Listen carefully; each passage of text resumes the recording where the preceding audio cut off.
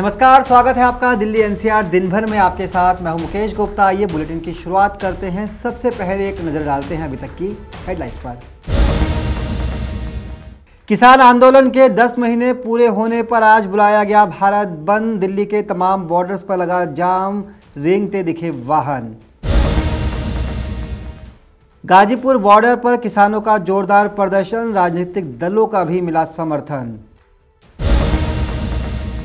दिल्ली के हिमांशु ने यूपीएससी 2020 की परीक्षा में हासिल किया 370वां रैंक। किसान परिवार से रखते हैं ताल्लुक।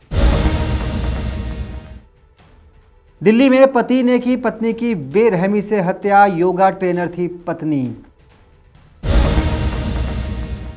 और गाजियाबाद में फर्जी अधिकारी बनकर व्यापारी से ठगी, पुलिस ने 4 लोगों को किया गिरफ्तार।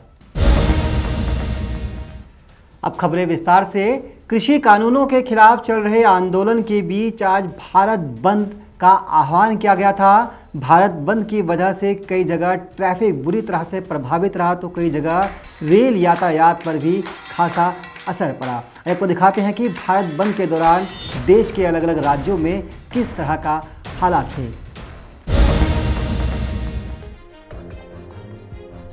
केंद्र सरकार के लाए तीनों कृषि कानूनों के खिलाफ चल रहे आंदोलन के बीच किसानों ने आज भारत बंद बुलाया।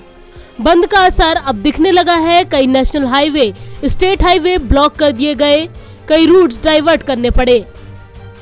ट्रेनों की आवाजाही भी प्रभावित हुई। दिल्ली से जाने वाले कई ट्रेनें रद्द की गईं। प्रदर्शनकारी किसानों की योजना सुबह 6 बजे से शाम 4 बजे तक चक्का जाम रखने और विरोध प्रदर्शन की है। इस बीच एक बुरी खबर भी सामने आ रही है। प्रदर्शन के दौरान दिल्ली सिंघू बॉर्डर पर एक किसान की मौत हो गई है। पुलिस का कहना है कि दिल का दौरा पड़ने से उनकी जान गई है। पुलिस अधिकारी ने कहा है कि पोस्टमार्टम के बाद इसे लेकर ज्यादा जानकारी दी जा सकेगी। आपको बता दें कि किसान नेता राकेश टिकैत ने भी सुबह लोगों से अपील की कि शाम 4 बजे तक घरों से बाहर ना निकले, वरना जाम में फंस सकते हैं। हालांकि उन्होंने साफ किया कि एम्बुलेंस या अन्य किसी जरूरी वाहन को निकलने के लिए रास्ता दिया जाएगा। हरियाणा, पंजाब, दिल्ली, उत्तर प्रदेश और राजस्थान में इस बंद का असर ज्यादा दिखाई दे रहा है। कांग्रेस, आरजेडी, आम आदमी party, Bahujan Samaj party, Samajwadi party और लेफ्ट पार्टियों ने किसानों के इस भारत बंद का समर्थन किया है। खेती कानूना दे अंदोलन नू अज लगभग 1 साल होने जा रहा है। इस अंदोलन नू 700 किसानां ने अपनी शहीदी दिती है। केंद्र विच बैठी जालिम सरकार दे कन्ना जू नहीं रेंग रही, एक खामोशी है। इंज लग रहा है जिवें सत्ता विच बैठे राज्य दा जमीर मर गया है। अखिल भारतीय बैंक अधिकारी परिसंघ भी भारत बंद को समर्थन दे रहा है। कृषि कानूनों के विरोध में यूपी, हरियाणा, पंजाब और दूसरे राज्यों के किसान 10 महीने से धरना दे रहे हैं। कई जगहों पर व्यापारी वर्ग, वकीलों और छात्र भी किसानों के भारत बंद का समर्थन कर रहे हैं। वेस्ट यूपी के 27 जिलों में सुरक्षा के कड़े इंतजाम किए गए हैं। आज अगर आप हाईवे पर निकलने की तैयारी में हैं तो जरा संभल कर निकले। सभी मुख्य मार्गों और हाईवे पर किसानों ने चक्का जाम किया हुआ है। दिल्ली ट्रैफिक पुलिस ने भी ट्वीट कर बताया है कि नेशनल हाईवे 9 और नेशनल हाईवे 24 दोनों ओर से किसान आंदोलन के चलते बंद कर दिया गया है। यूपी से आने वाले और इस रास्ते से यूपी जाने वाले लोगों को इस रूट की बजाय दूसरे रास्तों से गुजरना चाहिए। दिल्ली ट्रैफिक पुलिस ने सलाह दी है कि यूपी से आने वाले और जाने वाले लोगों को डीएनडी, विकास मार्ग, सिग्नेचर ब्रिज, वजीराबाद रोड आदि रास्तों से गुजरना चाहिए। बता दें कि संयुक्त किसान मोर्चा की अगुवाई में 40 से ज्यादा किसान संगठन बीते साल नवंबर से केंद्र सरकार के 3 कृषि कानूनों के खिलाफ आंदोलन कर रहे हैं। किसानों की मांग है कि ये तीनों कृषि कानून वापस ले लिए जाएं, नहीं तो उनका आंदोलन जारी रहेगा। वहीं सरकार ने किसानों से अपील की है कि वे आंदोलन छोड़कर बातचीत का रास्ता अपनाएं। केंद्रीय कृषि मंत्री नरेंद्र सिंह तोमर ने कहा है कि सरकार किसानों की आपत्तियों पर विचार करने के लिए तैयार है। नवोदय टाइम्स के लिए संगीता सिंह की रिपोर्ट, दिल्ली।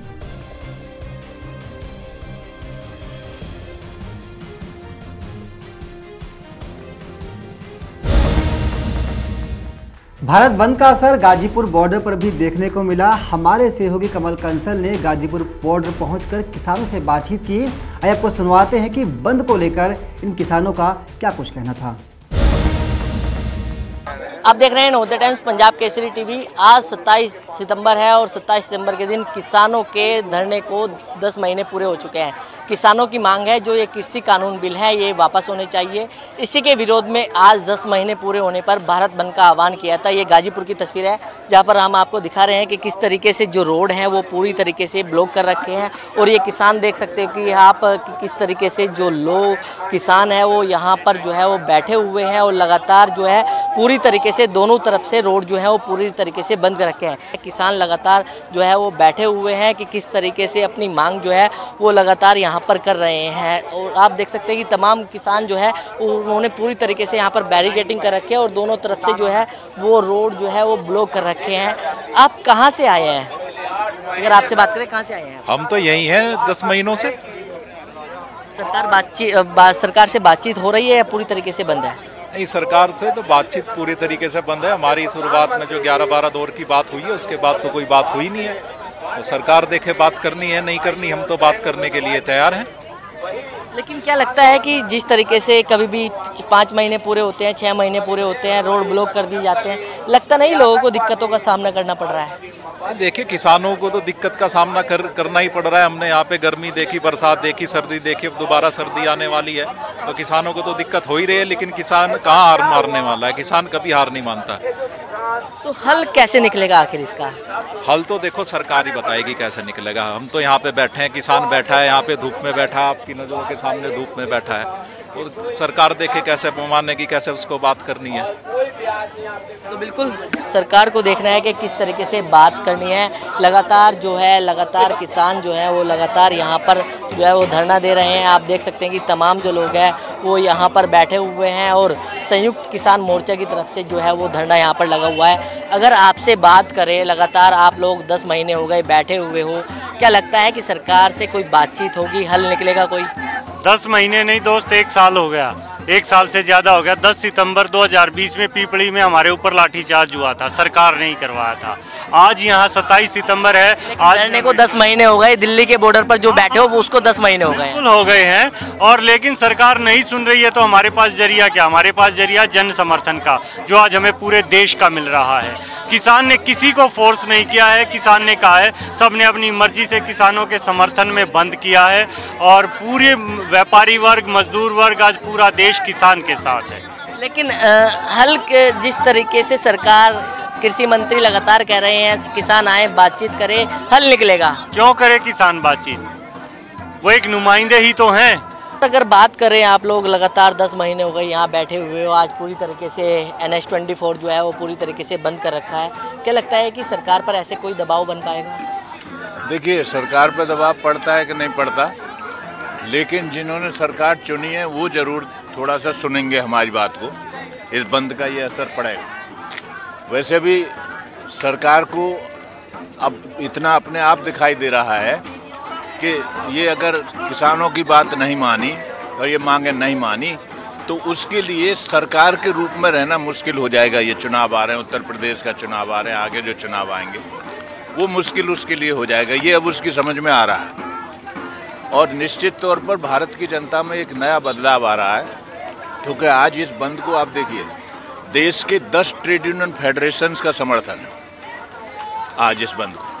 दूसरा, खेत मजदूरों के देश के तमाम संगठनों का समर्थन है। तीसरा, इसको जो है तमाम पॉलिटिकल पार्टीज का समर्थन है। इतना बड़ा समर्थन, सारे बार एसोसिएशंस का, पूरे यूपी के बार एसोसिएशन का समर्थन है। ट्रक यूनियन है और तमाम ट्रांसपोर्ट यूनियन है, बस यूनियन है, इन सब ने स्वतः स्फूर्त तरीके से समर्थन दिया। किसानों की मांग है कि जो कृषि कानून बिल है ये वापस हो, तभी जो है ये अपने घर वापसी करेंगे। लेकिन लगातार जब भी कोई भी मंथ जो पूरा होता है, महीने पूरे होते हैं, चाहे 6 महीने की बात कर लेते हैं, चाहे किसान संसद की बात कर लेते हैं, जंतर मंतर पर लगाई थी तो, और आज जिस तरीके से भारत बंद की कॉल दी गई है, ऐसे जो लगातार प्रदर्शन करते हैं तो कहीं ना कहीं सरकार पर दबाव बनाने की कोशिश करते हैं। दिल्ली से कमल कुमार कंसल, नवोदय टाइम्स पंजाब केसरी टीवी। संघ लोक सेवा आयोग 2020 परीक्षा के नतीजे सामने आ चुके हैं। दिल्ली के हिमांशु ने अपने दादा का सपना पूरा करते हुए यूपीएससी की परीक्षा में 370वां रैंक हासिल कर क्षेत्र में अपना और अपने परिवार का नाम रोशन किया है। देखिए खास रिपोर्ट। संघ लोक सेवा आयोग 2020 के नतीजे घोषित हो चुके हैं, जिसमें कुल 761 अभ्यर्थियों ने सफलता प्राप्त की है।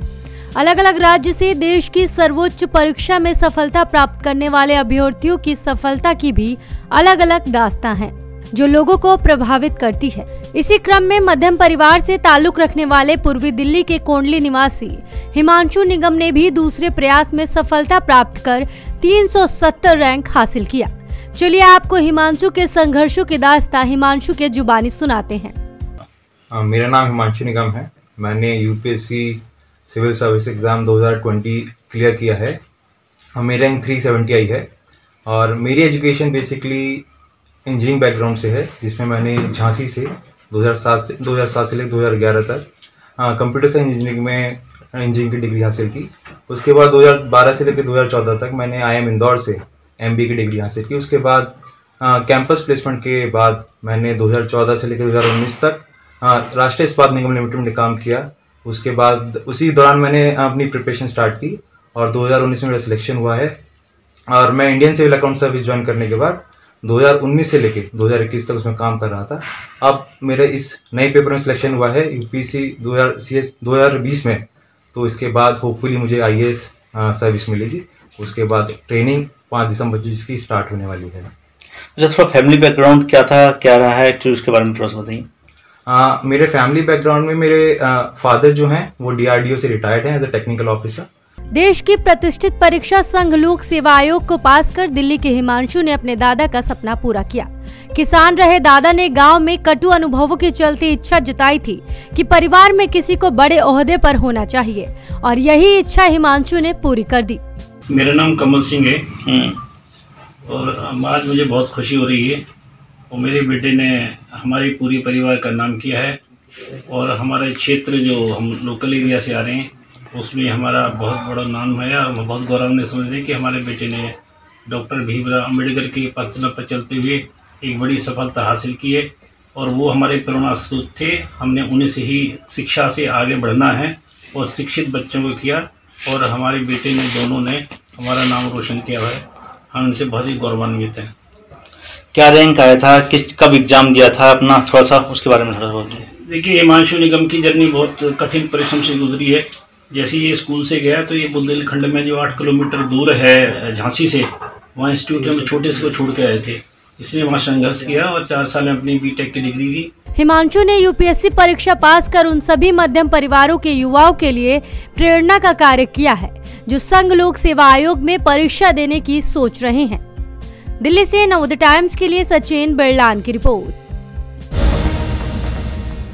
दिल्ली के मॉडल टाउन इलाके में कारोबारी ने अपनी पत्नी की हत्या कर दी। हालांकि शुरू में पति ने पत्नी की हत्या को एक हादसा बताया था, लेकिन पुलिस ने जब सख्ती से उसे पूछताछ की तो उसने सारी बात उगल दी। आपको दिखाते हैं आखिर इस हत्याकांड की वजह क्या है। देश की राजधानी दिल्ली से एक दिल दहलाने वाली और शर्मसार करने वाली घटना सामने आई है। एक सनकी पति ने अपनी पत्नी को दर्दनाक तरीके से मौत के घाट उतार दिया है। मृतका योग इंस्ट्रक्टर के तौर पर ऑनलाइन क्लास लेती थी।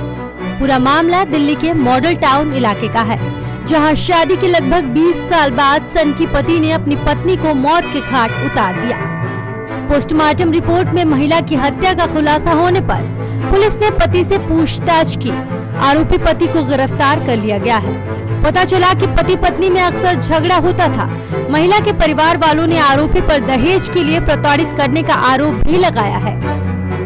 मॉडल टाउन पुलिस ने हत्या और दहेज को लेकर टॉर्चर का केस दर्ज किया है। सुबह तकरीबन 5 बजे के आसपास मेरी भांजी का फ़ोन आता है मेरे पास में कि मामू मम्मा उठ नहीं रही, तो आप जल्दी आ जाओ।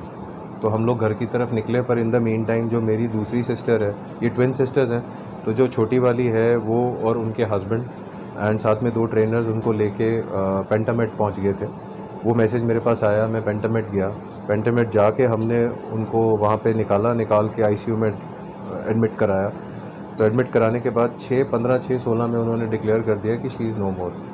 इन द मीन टाइम उनकी फैमिली से, मेरी जो सिस्टर की डेथ हो गई थी उसकी फैमिली में से कोई भी नहीं आया, ना जीजा, ना उसके फादर इन लॉ, ना उसकी mother in law.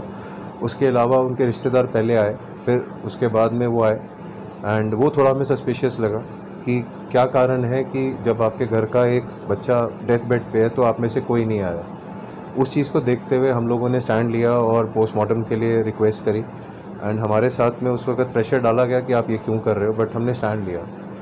Postmortem report हमें कल जो ACP साहब हैं हमारे, उन्होंने एक्सप्लेन करी कि she was brutally murdered, whereas हमें उस वक्त कहा जा रहा था इन लॉज के थ्रू उसके कि हार्ट अटैक है, जो हम एक्सेप्ट नहीं कर पा रहे थे because she was a fitness freak and she was a certified yoga trainer and रात को भी वो 3 घंटे वर्कआउट करके गई है, तो इट्स नॉट पॉसिबल। तो जो रिपोर्ट आई उस रिपोर्ट में क्लियर कट मेंशन हो गया कि उसको मैनुअली स्ट्रैंगुलेट किया गया, जो हमें ACP साहब ने समझाया कि उसका गला घोट के उसको अच्छी तरीके से सफोकेट करके मारा गया। पोस्टमार्टम रिपोर्ट में खुलासा हुआ कि महिला की मौत दम घुटने से नहीं हुई है, उनके पीठ पर चोट के निशान हैं। पुलिस ने पिता के बयान पर हत्या का मामला दर्ज कर लिया। पुलिस ने पति को हिरासत में लेकर पूछताछ की, उसने अपराध कबूल कर लिया। दिल्ली से नवोदय टाइम्स के लिए अनिल कुमार की रिपोर्ट। फर्जी अधिकारी बनकर एक दुकानदार से ठगी करने वाले गैंग के 4 लोगों को गाजियाबाद पुलिस ने गिरफ्तार किया है। पुलिस ने दुकानदार की शिकायत के बाद इन लोगों की धरपकड़ की है। आपको दिखाते हैं कि ये चारों लोग कैसे फर्जी अधिकारी बनकर गाजियाबाद में दुकानदारों को चूना लगा रहे थे। दिल्ली से सटे गाजियाबाद के थाना मसूरी क्षेत्र के मयूर विहार में एशियन पेंट की दुकान पर फर्जी अधिकारी बनकर नकली पेंट बताकर सील कराने की धमकी देने वाले 4 अभियुक्तों को पुलिस ने गिरफ्तार किया है। पुलिस ने इनके कब्जे से नकदी और घटना में इस्तेमाल की जाने वाली एक सिलेरियो कार भी बरामद की। खबरों के मुताबिक थाना मसूरी इलाके के मयूर विहार में व्यापारी नदीम अपनी एशियन पेंट की दुकान चलाता है। अचानक ही उनकी दुकान पर 7 लोग पहुंचकर दुकान में रखे पेंटों की जांच करने लगे और नकली पेंट बताकर दुकान सील करने की धमकी देने लगे। मेरी दुकान पर 7 लोग आए। क्या की दुकान है आपकी? मेरी पेंट की दुकान है, NS ट्रेडर्स के नाम से। ठीक है, 7 लोग आए, फिर आगे? सर ये मेरी दुकान में आए और मेरे पे काफ़ी दबाव बनाया कि आपका माल जो है वो नकली है, और काफ़ी दबाव बनाने के बाद इन्होंने मेरे से 2 लाख रुपए की डिमांड की और कहा कि आपकी दुकान सील हो जाएगी अगर आपने 2 लाख रुपये नहीं दिए। उसके बाद इन्होंने ज़बरदस्ती मेरे से 45,000 रुपये लिए और जो बाकी की रकम थी 1,55,000 रुपये, इन्होंने कहा कि शाम को हम 5 बजे आपसे रकम लेने आएंगे, आप हमें डासना चौकी के पास मिलना। अच्छा, आध्यात्मिक नगर। आपको इन पे शक कैसे हुआ कि ये गलत है, किस तरीके सर मैंने जैसे ही ये मेरे पास से 45,000 रुपये लेकर निकले तो जैसे ही मैंने कंपनी को कॉल किया, शुभांशु सर हैं एशियन कंपनी के मैनेजर हैं, मैंने उनको कॉल किया कि सर ऐसे ऐसे आज डासना में कुछ आपकी टीम वगैरह आई है, तो शुभांशु सर ने मना कर दिया कि हमारी तरफ से कोई टीम नहीं है। फिर 5 बजे क्या हुआ? 5 बजे के बाद इन्हों की मेरे पास कॉल आती है और ये वही 1.5 लाख रुपए की डिमांड करते हैं मेरे से कि सर हम यहाँ पे खड़े हैं, आप पैसे लेकर आ जाइए। जब नदीम ने ऐसा नहीं करने के लिए कहा तो उन्होंने व्यापारी नदीम से पैसे लिए। उसके बाद भी वो लोग बाकी और पैसों के लिए दबाव बनाने लगे। नदीम परेशान होकर इसकी सूचना मसूरी थाना पुलिस को दी। पुलिस ने इस पूरे मामले को गहनता से लिया और छानबीन शुरू कर दी। आखिरकार पुलिस ने इस मामले में शामिल 4 अभियुक्तों को गिरफ्तार कर लिया। कल थाना मसूरी पर वाली नदीम ने आकर सूचना दी कि उनकी दुकान जो कि मयूर विहार में है, पेंट की दुकान है, वहाँ पर 7 लोग आए जिन्होंने अपने आप को एशियन पेंट का अधिकारी बताते हुए उनकी दुकान की चेकिंग करना शुरू किया और वहाँ पे जो भी माल उपस्थित था उसको नकली बताया और नकली माल बेचने के जुर्म में उनको मुकदमे की धमकी देकर उनसे 2 लाख रुपए की मांग की। मौके पर वो 45,000 रुपये लेकर गए और बाकी के बचे हुए पैसे बाद में देने की बात हुई थी। इस संबंध में थाना मसूरी पर अभियोग पंजीकृत हुआ। इसमें अग्रिम कार्रवाई करते हुए आज थाना मसूरी की टीम के द्वारा इनमें से 4 लोगों को गिरफ्तार कर लिया गया है। इन चारों के नाम अंकुर, मनीष, पवन और मोहम्मद अली हैं। पुलिस ने चारों आरोपी अंकुर, मनीष, पवन और मोहम्मद अली को गिरफ्तार कर लिया।